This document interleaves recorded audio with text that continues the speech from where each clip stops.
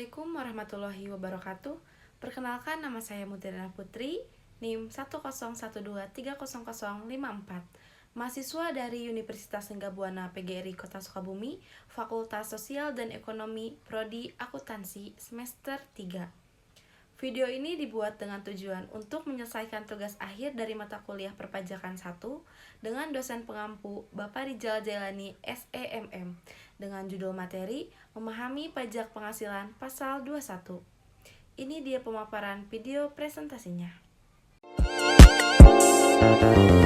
Pajak penghasilan pasal 21 merupakan pajak yang dikenakan atas penghasilan yang diterima oleh karyawan atau pekerja lainnya.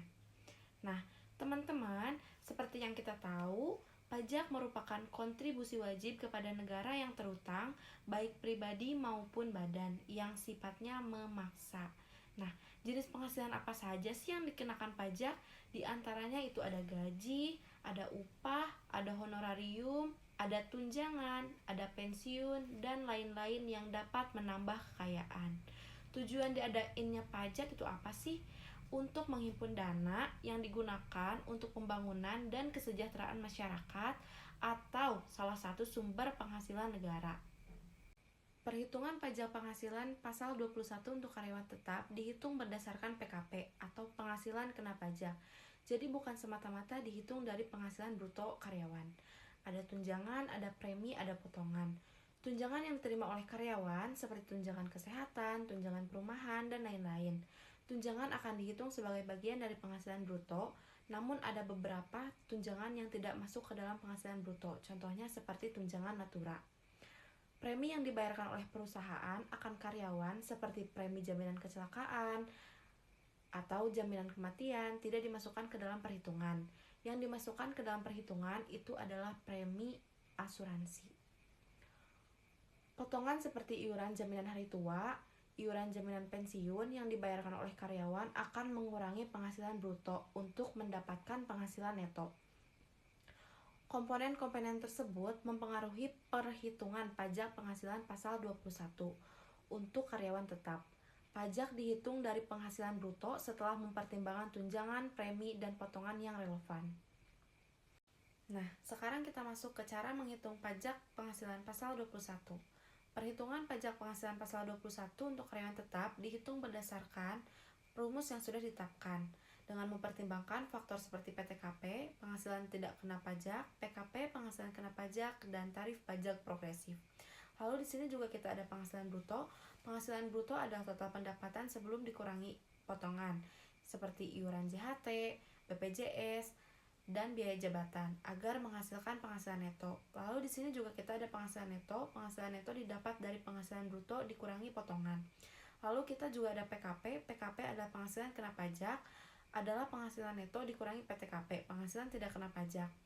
PTKP adalah batas penghasilan yang tidak dikenakan pajak yang besarnya berbeda tergantung pada status pernikahan dan jumlah tanggungan.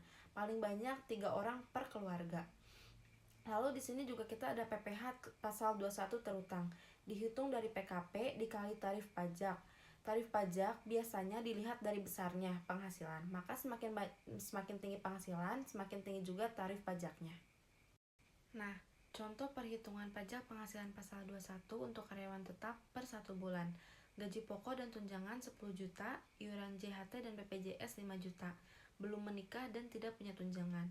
Maka perhitungannya penghasilan bruto dikurangi potongan 10 juta dikurangi 5 juta menghasilkan penghasilan neto sebesar 5 juta. Karena tadi belum menikah dan tidak punya tunjangan, untuk diri wajib pajak orang pribadi dalam 1 tahun itu 54 juta. Karena lagi menghitung per bulan, berarti 54 juta dibagi 12 menghasilkan 4.500.000. Nah, untuk PKP-nya, penghasilan neto dikurangi PTKP, 5 juta dikurangi 4.500.000, hasilnya 500.000. Untuk PKP 0-50 juta dalam 1 tahun, tarif pajaknya yaitu 5%, berarti 500.000 dikali 5% menghasilkan 25.000. Nah, jadi kalian dalam 1 bulan hanya membayar pajak 25.000 kalau gajinya 10 juta dan potongannya 5 juta. Nah, dalam 1 tahun berarti berapa? 25.000 dikali 12, hasilnya 300.000. Pajak penghasilan pasal 21 untuk uang pensiun dan uang pesangon. Pajak penghasilan pasal 21 untuk uang pensiun dan pesangon dihitung berdasarkan peraturan perundang-undangan yang berlaku. Nah, untuk pensiun dihitung berdasarkan masa kerja dan gaji terakhir karyawan. Untuk pesangon dihitung berdasarkan masa kerja dan gaji terakhir karyawan dan faktor lain. Untuk tarifnya, tarif pajak progresif berdasarkan PKP. Pajak penghasilan pasal 21 untuk karyawan tidak tetap dan pegawai lepas. Pajak penghasilan pasal 21 untuk karyawan tidak tetap dan pegawai lepas dihitung berdasarkan penghasilan per bulan atau per proyek. Pemotongan untuk karyawan tidak tetap dan pegawai lepas pasal 21 dipotong dari penghasilan sebelum dibayarkan. Untuk tarif pajak progresif berdasarkan PKP. Untuk karyawan tidak tetap dan pegawai lepas berkewajiban untuk melaporkan pajak. Pajak penghasilan pasal 21 untuk mantan pegawai. Pajak penghasilan pasal 21 untuk mantan pegawai dihitung berdasarkan penghasilan yang diterima seperti uang pesangon, tunjangan, atau penghasilan lain. Penghasilan yang diterima oleh mantan pegawai. Tarif pajak progresif yang berdasarkan PKP. Mantan pegawai berkewajiban untuk melaporkan pajak. Nah, di sini ada tarif pajak penghasilan pasal 21. Tarif pajak progresif artinya semakin tinggi penghasilan, maka semakin tinggi pula tarifnya. Di sini ada 0 sampai 50 juta, tarifnya 5%, dari 50 juta sampai 250 juta, tarifnya 15%, dari 250 juta sampai 500 juta, tarifnya 25%, dari 500 juta sampai 5 miliar, tarifnya 30%, dari 5 miliar ke atas, tarifnya 35%.